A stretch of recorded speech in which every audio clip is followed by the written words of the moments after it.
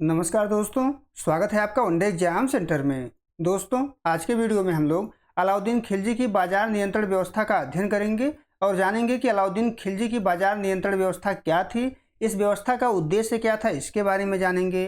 विभिन्न वस्तुओं का बाजार में जो वर्गीकरण किया जाता था, इस वर्गीकरण के बारे में जानेंगे कि किस प्रकार से इसका वर्गीकरण किया जाता था और किस प्रकार से इन वस्तुओं का अलग अलग बाजार लगाया जाता था। बाजार नियंत्रण व्यवस्था को लागू करने के लिए जो विभाग स्थापित किया था, दीवान रियासत नाम से, इस विभाग के बारे में जानेंगे। बाजार में किस प्रकार से मूल्य निर्धारण किया जाता था, इसके बारे में जानेंगे। और अलाउद्दीन खिलजी की बाजार नियंत्रण व्यवस्था का प्रभाव क्या था, इसके प्रभाव के बारे में जानेंगे कि क्या सकारात्मक प्रभाव था, क्या नकारात्मक प्रभाव था। इन सभी का अध्ययन हम लोग यहाँ पर करेंगे। अलाउद्दीन खिलजी दिल्ली सल्तनत का एक ऐसा महत्वाकांक्षी सुल्तान था जिसने न केवल अपने साम्राज्य का विस्तार किया बल्कि प्रशासनिक और आर्थिक सुधारों के क्षेत्र में भी क्रांतिकारी कदम उठाए। यानी अलाउद्दीन खिलजी के द्वारा अपने साम्राज्य का विस्तार तो किया ही गया, साथ ही इसके द्वारा प्रशासनिक सुधार भी किया गया और आर्थिक सुधार भी इसके द्वारा किया गया। उसकी प्रशासनिक नीतियों में जो नीति सबसे विशिष्ट थी, जो नीति सबसे चर्चित थी, वो नीति थी बाजार नियंत्रण व्यवस्था, जिसको मूल्य नियंत्रण नीति के नाम से भी जाना जाता है। इस नीति का जो चर्चा है वो मध्यकालीन इतिहासकार भी करते हैं। मध्यकालीन इतिहासकार जियाउद्दीन बर ने अपनी पुस्तक तारीख़ फिरोज शाही में इसका वर्णन किया हुआ है और अमीर खुसरो के द्वारा भी इस व्यवस्था का विस्तृत विवरण दिया गया है। एक एक करके हम लोग इस व्यवस्था का अध्ययन करेंगे। सबसे पहले जान लेते हैं कि बाजार नियंत्रण व्यवस्था के मुख्य उद्देश्य क्या थे। किन उद्देश्यों को ध्यान में रख करके अलाउद्दीन खिलजी के द्वारा बाजार नियंत्रण व्यवस्था को लागू किया गया था। अलाउद्दीन खिलजी ने यह व्यवस्था किसी जन कल्याण या परोपकार की भावना से लागू नहीं की थी, बल्कि इसके पीछे विशुद्ध रूप से राजनीतिक और सैन्य कारण थे। एक एक करके हम लोग सभी कारणों के बारे में यहाँ पर जानेंगे। पहला कारण था विशाल सेना का भरण पोषण। यानी अलाउद्दीन खिलजी जो है विशाल सेना रखना चाहता था और उसके भरण पोषण के लिए जरूरी था कि बाजार नियंत्रण व्यवस्था को लागू किया जाए ताकि बाजार में वस्तुओं की कीमतें स्थिर रहें। मंगोल आक्रमणों से दिल्ली की रक्षा करने और दक्षिण भारत पर विजय प्राप्त करने के लिए अलाउद्दीन को एक बहुत बड़ी स्थायी सेना की आवश्यकता थी और ये सेना तभी रखी जा सकती थी जब बाजार में वस्तुओं की कीमतें स्थिर रहें। अब दूसरा कारण देख लेते हैं। दूसरा जो उद्देश्य था वो था कम वेतन में गुजारा। सुल्तान के पास सैनिकों को भारी भरकम देने के लिए पर्याप्त धन नहीं था, इसलिए उसने सैनिकों को वेतन निश्चित और कम कर दिए। यानी सुल्तान के द्वारा जो सैनिकों को वेतन दिया गया वो पहले से कम कर दिया गया और निश्चित कर दिया गया। सैनिक कम वेतन में भी सम्मानजनक जीवन जी सकें, इसके लिए दैनिक उपयोग की वस्तुओं के दाम को कम और स्थिर करना जरूरी था और इसके लिए बाजार नियंत्रण व्यवस्था को अपनाया गया। तीसरा जो उद्देश्य था वो था विद्रोहों पर अंकुश लगाना। राजकोष पर अत्यधिक बोझ डाले बिना जनता और सैनिकों को संतुष्ट रखना ताकि सुल्तान के खिलाफ विद्रोह करने की कोई न सोचे। यानी जब जनता संतुष्ट रहेगी, जब सैनिक संतुष्ट रहेंगे, तब सुल्तान के खिलाफ कोई विद्रोह करने की नहीं सोचेगा। इन्हीं उद्देश्यों को ध्यान में रख करके बाजार नियंत्रण व्यवस्था को लागू किया गया था। अब देख लेते हैं कि वस्तुओं का वर्गीकरण बाजार में किस प्रकार से किया गया था और किस प्रकार से अलग अलग वस्तुओं के लिए अलग अलग बाजार लगाया जाता था। अलाउद्दीन ने व्यापार को सुचारू रूप से चलाने के लिए पूरी मंडी को मुख्य रूप से 3 अलग अलग बाजारों में विभाजित किया था। कौन कौन से 3 बाजार थे, एक एक करके सभी के बारे में हम लोग यहाँ पर जानेंगे। पहला जो बाजार था उसको सराय अदल के नाम से जाना जाता था। इस सरकारी सहायता प्राप्त बाजार होता था। यानी इस बाजार में सरकार के द्वारा सहायता जो है दिया जाता था, सब्सिडी दिया जाता था। यह मुख्य रूप से कपड़े का बाजार होता था, चीनी का बाजार होता था, जड़ी बूटियों, सूखे मेवे, घी और दीपक के तेल का बाजार ये होता था। यहाँ की वस्तुओं पर सरकार जो है नियंत्रण रखती थी और कुछ महंगे सामानों पर सब्सिडी भी सरकार के द्वारा दिया जाता था। ये पहला बाजार हो गया। जो दूसरा बाजार है वो खाद्यान्न बाजार है, जिसको मंडी के नाम से भी जाना जाता था। यहाँ सभी प्रकार के अनाज जैसे गेहूं हो गया, चावल हो गया, जौ हो गया, दाल हो गया, सभी प्रकार के अनाज यहाँ पर बिकते थे।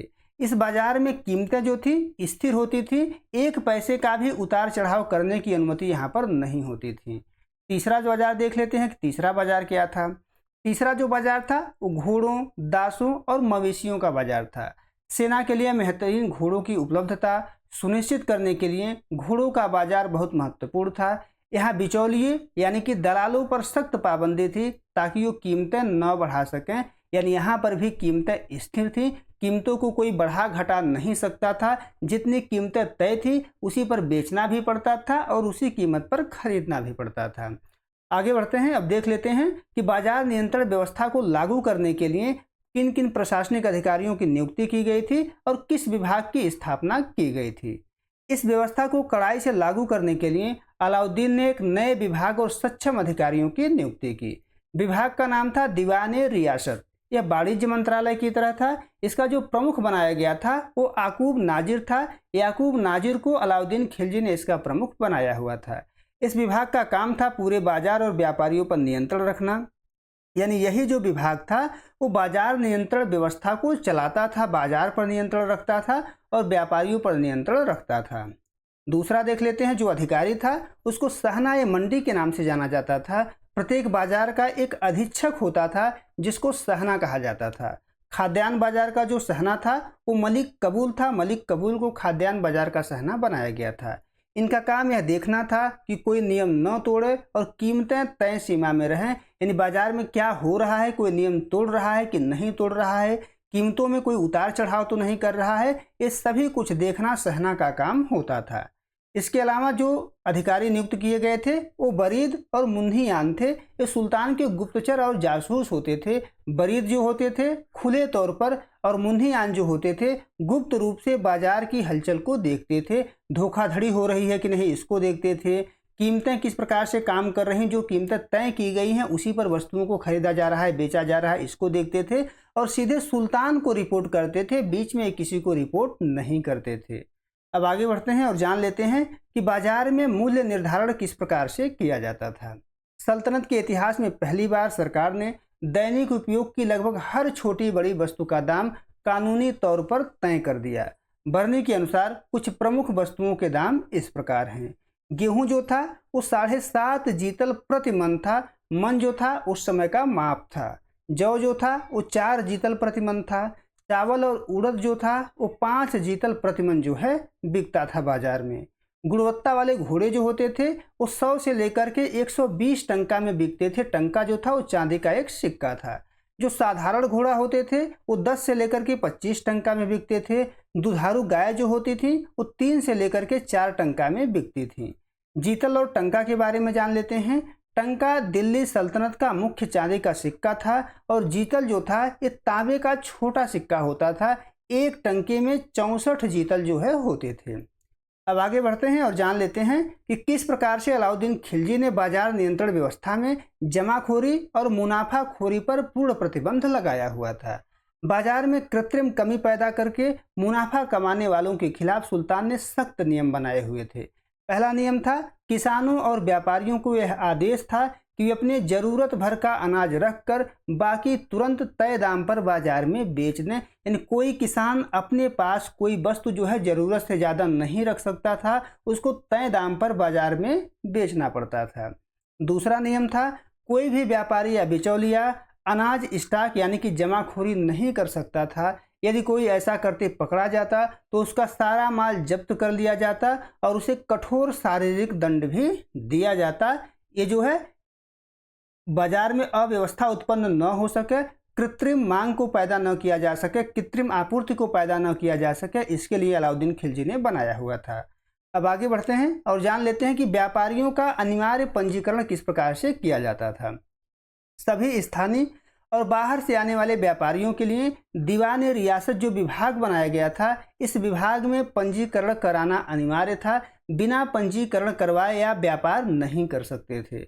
व्यापारियों से बांड या शपथ पत्र लिखवाया जाता था ताकि वे तय कीमतों पर ही सामान बेचेंगे और बाजार में माल की कमी नहीं होने देंगे, ऐसा भी शपथ पत्र में लिखवाया जाता था।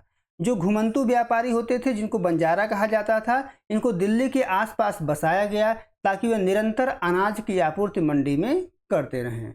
अब आगे बढ़ते हैं और अलाउद्दीन खिलजी ने जो राशनिंग व्यवस्था लागू की थी और जो गोदामों का निर्माण करवाया था इसके बारे में हम लोग जान लेते हैं। सूखे या कम बारिश के समय अनाज की कमी से निपटने के लिए अलाउद्दीन ने आधुनिक राशनिंग व्यवस्था की नींव रखी। क्या क्या इसमें किया गया था इसके बारे में एक एक करके जान लेते हैं। पहला है दिल्ली और उसके आसपास के क्षेत्रों में बड़े बड़े सरकारी अन्नागार बनाए गए और इस अन्नागार में अनाजों को जो है भर करके रखा गया। दूसरा बिंदु है, इन गोदामों में हमेशा आपातकाल के लिए अनाज जो है सुरक्षित रखा जाता था ताकि सूखा पड़े या बाढ़ आ जाए तो इन अनाजों का उपयोग किया जा सके। अकाल या सूखे के समय प्रति परिवार उनकी आवश्यकता के अनुसार सीमित मात्रा में अनाज देने की व्यवस्था की गई थी ताकि कोई भूखा न मरे। यानी सूखा पड़ता था, अकाल पड़ता था तो उस समय सरकार के द्वारा सहायता जो है अनाज दे करके किया जाता था। अब किस प्रकार की दंड प्रणाली थी, इसके दंड प्रणाली के बारे में जान लेते हैं, क्योंकि अलाउद्दीन खिलजी की जो बाजार नियंत्रण प्रणाली है वो पूरी तरीके से उसके दंड व्यवस्था पर ही टिका हुआ था। इस व्यवस्था की सफलता का जो सबसे बड़ा कारण था वो अलाउद्दीन खिलजी का खौफ और उसकी क्रूर दंड व्यवस्था थी। क्या क्या दंड व्यवस्था में किया जाता था इसके बारे में हम लोग यहाँ पर जानेंगे। इसमें पहला बिंदु है, यदि कोई दुकानदार कम तौलता था तो नियमों के अनुसार उसके शरीर से उतना ही मांस काट लिया जाता था जितना उसने कम तौला हो। ये पहला नियम है। दूसरा नियम जो बनाया गया था, मिलावट करने वाले, तय दाम से ज़्यादा वसूलने वाले या नियमों का उल्लंघन करने वाले दुकानदारों को कोड़े मारा जाता था, सरेआम घुमाया जाता था, उनका अंग भंग कर दिया जाता था। यानी खौफनाक दंड उनको दिए जाते थे। इस डर से व्यापारी कभी कम तौलने या बेईमानी करने की हिम्मत नहीं करते थे। अब आगे बढ़ते हैं और जान लेते हैं कि बाजार नियंत्रण व्यवस्था के प्रभाव क्या हुए और इसके लाभ क्या हुए। इस व्यवस्था के तात्कालिक परिणाम सल्तनत के लिए काफ़ी सकारात्मक रहे। क्या क्या सकारात्मक प्रभाव हुआ इसके बारे में हम लोग जान लेते हैं। पहला जो सकारात्मक प्रभाव है वो सैन्य सफलता को लेकर के है। सुल्तान एक विशाल और शक्तिशाली सेना रखने में सफल रहा। यानी जो सेना वो रखना चाहता था वो सेना अपने पास रख लिया, जिससे मंगोलों के भीषण आक्रमणों को विफल किया और पूरे भारत में साम्राज्य का विस्तार किया। ये पहला प्रभाव है, सकारात्मक प्रभाव। दूसरा जो सकारात्मक प्रभाव है ये कीमतों में स्थिरता को लेकर के है। अलाउद्दीन के पूरे शासनकाल लगभग 20 वर्ष में अकाल और सूखे के बावजूद दिल्ली में वस्तुओं के दाम एक पाई भी नहीं बढ़े, कीमतें जो हैं स्थिर रहीं। तीसरा जो सकारात्मक प्रभाव हुआ वो आम जनता को राहत मिला। सस्ती दरों पर उनको खाद्यान्न, वस्त्र उपलब्ध होने से दिल्ली की आम जनता और गरीब तबके को महंगाई से जो है राहत मिली। ये इसके सकारात्मक प्रभाव थे। अब बाजार नियंत्रण व्यवस्था की कमियां क्या थी और इस व्यवस्था का अंत किस प्रकार से हुआ इसके बारे में हम लोग जान लेते हैं। इतनी कड़क व्यवस्था होने के बावजूद इसमें दूरदर्शिता की कमी थी, जिसके कारण यह व्यवस्था स्थायी नहीं रह सकी। इस व्यवस्था में पहली जो कमी थी वो थी व्यापारियों का उत्पीड़न। यानी इस व्यवस्था के माध्यम से व्यापारियों का उत्पीड़न हुआ। अत्यधिक सरकारी नियंत्रण, जासूसी और मौत के खौफ के कारण व्यापारियों का मुनाफा खत्म हो गया, जिससे उनका व्यापार के प्रति उत्साह जो है कम हो गया। ये पहला जो है नकारात्मक प्रभाव था। दूसरा जो नकारात्मक प्रभाव या कमी था वो था किसानों पर बोझ। किसानों से जबरन कम कीमत पर अनाज खरीदा जाता था, जिससे ग्रामीण अर्थव्यवस्था को नुकसान पहुंचा और कृषि का विकास पूरी तरीके से रुक गया। तीसरा जो नकारात्मक प्रभाव होगा उसका हुआ सीमित दायरा। यह व्यवस्था मुख्य रूप से दिल्ली और उसके आसपास के सैनिक छावनी वाले क्षेत्रों तक सीमित थी। पूरे देश में इसको लागू करना व्यवहारिक नहीं था और पूरे देश में इसको लागू भी नहीं किया जा सका था। चौथा नकारात्मक प्रभाव क्या है? सुल्तान की मृत्यु के साथ इसका अंत हो गया। यह पूरी व्यवस्था केवल अलाउद्दीन के व्यक्तिगत खौफ और उसकी प्रशासनिक ताकत पर टिकी हुई थी। इसलिए 1316 ईस्वी में जैसे ही अलाउद्दीन की मृत्यु हुई, यह पूरी बाजार नियंत्रण व्यवस्था ताश के पत्तों की तरह से ढह गई, यानी कि पूरी तरीके से समाप्त हो गई। अब हम लोग निष्कर्ष देख लेते हैं। अलाउद्दीन खिलजी की बाजार नियंत्रण व्यवस्था मध्यकालीन भारत के इतिहास में आर्थिक प्रबंधन का एक अनूठा और साहसिक प्रयोग थी। भले ही इसका तरीका निरंकुश और दमनकारी था, लेकिन अपने मुख्य उद्देश्य यानी एक सस्ती और अजेय सैन्य शक्ति का निर्माण करना को हासिल करने में यह नीति पूरी तरीके से सफल रही। यानी इस नीति के माध्यम से अलाउद्दीन खिलजी जो चाहता था वो उसको प्राप्त कर लिया। उम्मीद है आपको ये वीडियो पसंद आया होगा। अगर वीडियो अच्छी लगी तो हमारे चैनल को सब्सक्राइब कर लीजिए, वीडियो को लाइक और शेयर कर दीजिए। बहुत बहुत धन्यवाद।